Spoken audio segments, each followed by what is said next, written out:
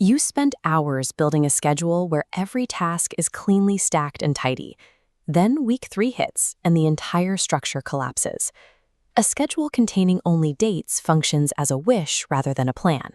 It is a document that looks like progress without providing any of the structural support required to achieve it. As project leader Vinay Vijay Raut notes in this graphic, a well-defined schedule is actually a skeleton. It has to bear weight, and skeletons fail at the exact joint you forgot to build. We can avoid these failures by applying the Bones framework to stress test your timeline before reality does it for you. Step 1 is the B in Bones, baseline. Before execution starts, lock your current version so the entire team works from a single source of truth. A baseline only works if you protect it. When a task takes longer than expected, track the change as a variance against the original date. Never silently overwrite the past to make the present look better. Next is the O, honors.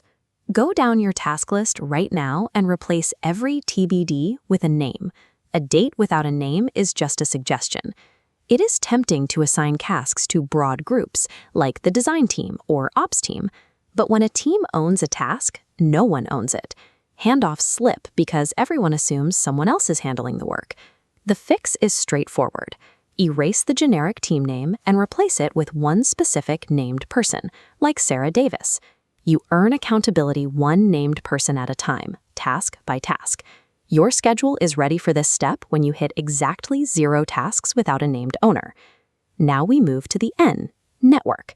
Every single task must be linked to the task that feeds it, the predecessor, and the task it feeds into, the successor. This is where most timelines break. A vendor delivery slips by 4 days, but nobody notices because the task isn't formally linked to anything else.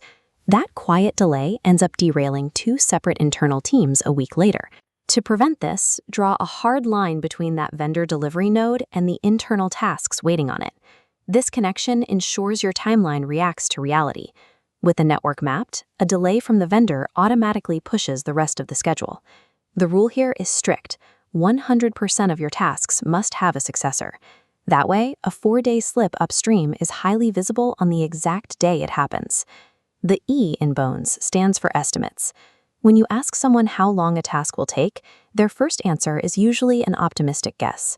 Demand historical evidence or a stated range for those durations instead. The final piece of the framework is slack.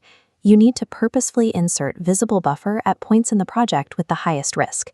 A lot of managers hide this buffer by padding individual task estimates, but hidden buffer disappears the moment an executive asks you to tighten the timeline, because the extra days look like arbitrary bloat. Pull that padding out.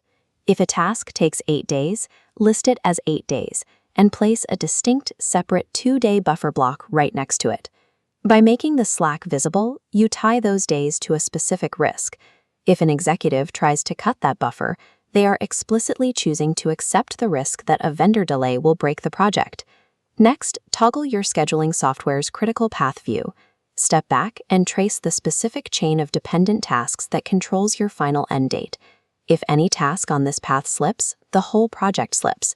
Dedicating 12 to 15% of your schedule duration to visible slack along this critical path signals realism.